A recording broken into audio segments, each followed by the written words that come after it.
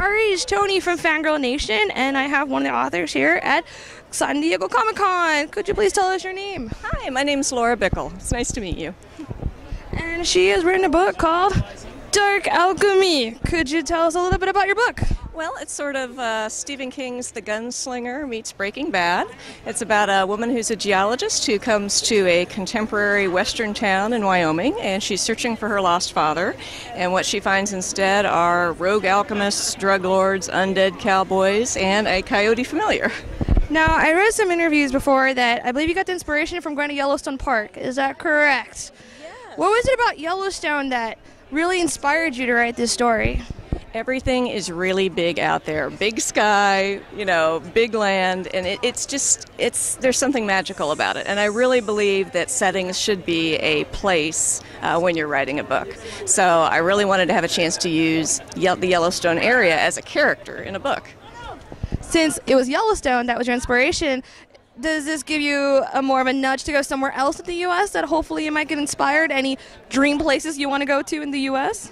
Oh, there's so many dream places that I want to go to, but I would love to go back to Yellowstone and explore some more in the backcountry and get a chance to meet some of the interesting places that I missed on my first visits there. Like, for instance, there's a cave that exhales noxious vapors and sounds just like a dragon breathing. I mean, how is that not magical, and how does that not deserve to be in a book?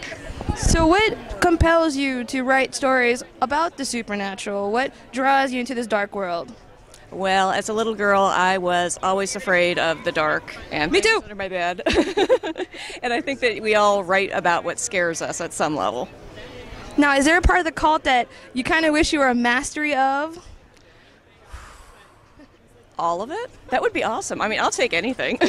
Alchemy would be great. I've had a lot of fun learning about alchemy in writing these books. And it's always been kind of a favorite topic of mine, but to get the chance to actually dive in and, read some Paracelsus firsthand is great knowledge. Now, with your writing, who or what has been your major influence in your writing? Well, my hero is Robin McKinley, and she was the first fantasy author that I read as a little girl, around 12 or 13, that had a female protagonist who slew her own dragons and was really a kick-butt kind of chick. And that really hooked me on the fantasy genre ever after. See, I'm a sucker for dragons, so if anybody slays a dragon, I'm like, how dare you? That's not cool. Yeah, well, in this case, it was kind of warranted. Oh, okay. Well, if the dragon's a jerk, then the dragon was a jerk. That warrants it a little bit. Yeah. As of now, as an adult, I always use that term loosely because who's really an adult? What are your reads right now? What are you into? What are your fandoms? Oh, my fandoms.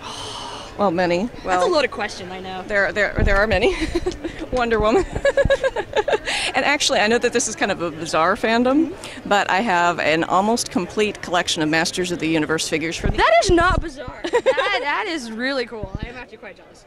Well, I've got almost a complete collection from the 80s, except for a couple of the really rare ones, like Laser Light He-Man. I don't have that one yet. But I've got some of the Masters of the Universe classics that are still in production, and they are awesome, and I scored some on this trip. I'm really jealous. Now, it's only been the first day of Comic-Con. Have you seen anything really memorable already? Everything is memorable. This is my first time at Comic-Con, and it's just... it's Valhalla. It's Valhalla. Now, in terms of your writing, I believe you also write one, I think it's called Oracle. Yeah. Is that correct? See, that one I was interested in. Can you tell us about that one? Well, I have another pseudonym. It's Elena Williams, and there are two books in that series, Dark Oracle and Rogue Oracle, and they are about a woman who is a criminal profiler, and she uses tarot cards to solve crimes. And as a tarot card collector, I loved having the chance to write about tarot cards. Now, is there any time when you're writing that you actually kind of surprised yourself or kind of scared yourself silly, like how the heck did that even come out of my mind?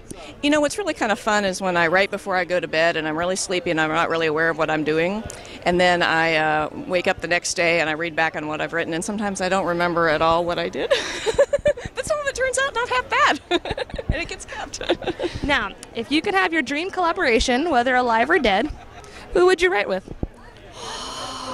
Once again, a loaded question.